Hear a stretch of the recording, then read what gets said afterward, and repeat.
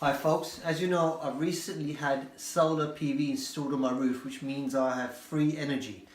So I wanted to utilize my George Forman grill here, which is an electric grill, to cook as much as I can. So I'm using my free energy and I'm making good use of it.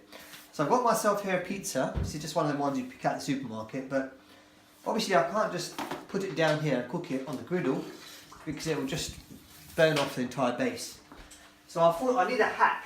So I discovered this top of a pot that I have is actually about the same circumference there as the pizza.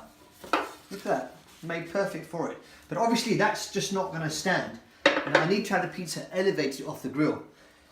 Because of the handle here, we can't obviously put that flat. Went back into the pantry and I discovered I got one of these little cookie base things here. So I thought if I just pop him down here, the little groove that we've got here, this handle, if it just fits about right, which it does, it will keep that elevated from the grill about an inch, which will allow the heat to circulate. And if you just bear with me 1 second.